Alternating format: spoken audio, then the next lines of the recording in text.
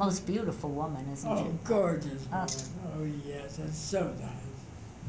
And a wonderful actress. Oh, fabulous actress. It's interesting because there are so many English actors around, and well, Laurence Olivier, of course, was English, but that they seem to be, for some reason, there seems to be more, better teaching, I think, of people that go to the Royal Academy rather than maybe a New York school of acting. Did you find that when you went? Well, I wouldn't have known the difference, but the English people all had such brilliant training, and I think they did a lot of Shakespeare, and they all worked very hard, and they got their reward because they were all noticed, and people loved the English actors. And I think when you have English, Shakespeare, or any of those wonderful masters, that you get a wonderful feeling of really acting and really being able to crawl into that part and be a wonderful, wonderful actor. They were great teachers, and I treasure the moments that I had at the Royal Academy. But then you were called back to New York to do a role from Pajama Game that you didn't want the first time around, and then they brought you and you did the role in Pajama Game. I did and enjoyed every minute. Yes,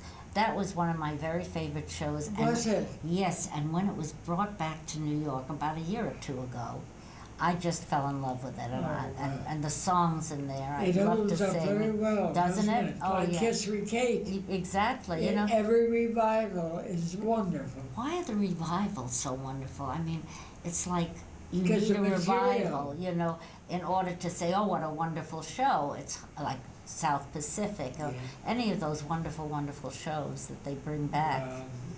They were written so beautifully. And the songs were so exquisite. Wonderful music. When Stephen Sondheim brought back Company, I saw Company, and it was fascinating. You know, everybody played the instruments. Was that funny? Yes. And I could just, you know, think about auditioning. If I didn't audition because I don't play any instruments, you know. But the people that had to sing and play an instrument, and I think of these young women that are lugging up these heavy instruments and auditioning, you know, and then you don't get the role and, you know, say, why am I here? You know? Well, it took a lot of courage. It did. And they were excellent. But I think Stephen Sondheim wrote some of the most brilliant songs in that particular show. I agree. Yeah. Absolutely. How does a gal from Omaha, Nebraska, that's your hometown. Yes, it is. Yes, come to New York? Well, this is kind of a make-believe story, but it's the truth. I had just come home from my first classes at Omaha University, and my mother came from a big family of 12 children. Whoa. And my favorite auntie said, I want to talk to you. They all call me sister.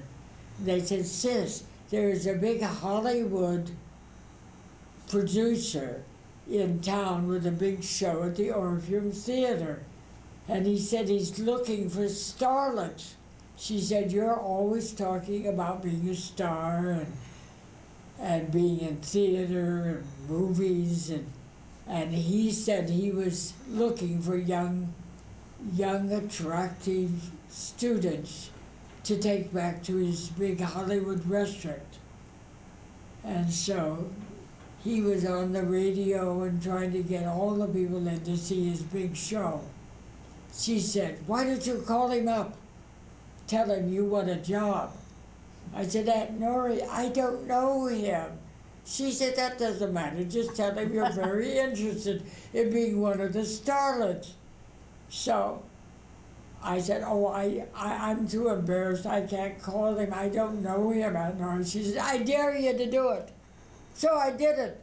I called up the Orpheum Theater, and the ladies behind the telephone said, you have the wrong number. This is the box office. What you want is the backstage. And Mr. Carroll isn't here now. He's gone back to Hollywood. You missed him. So I said, well, who's the man backstage? He said, he's the manager of the show. I said, all right. So they gave me the number and I called. And he said, well, one of our girls is ill. She has pneumonia and she can't leave with us. We need a replacement. So come down as soon as you can. So I dressed up my most sophisticated dress. And I put my hair on top of my head to look a little older and more sophisticated. And I went down the theater alley to the backstage and knocked at the door, and the doorman opened. And he says, Mr. Joe Meter here, the boss? They said, yes, he is. Are you the one who called? I said, yes, I am. He said, all right, come in and meet our musical director. He said, sing a scale. I sang the scale. He said, all right, do a time step. Well, I'd taken tap dancing lessons. I could do a time step. I did it. He said, all right, that's pretty good. He said, now go across the stage, up the iron stairs, and see Minnie, our wardrobe mistress, and have her put you in a costume and come down and show me. So I did. I went upstairs. She gave me a costume, a skirt with roses on it and feathers on it. She even gave me a rhinestone for my belly button. And she gave me about 10 pairs of falsies for my bra. So I came downstairs and with a big headpiece. And the boss, Joe Meter, looked at me and he said, well, you haven't much upstairs. But he said, you'll do. And you're kind of hippie.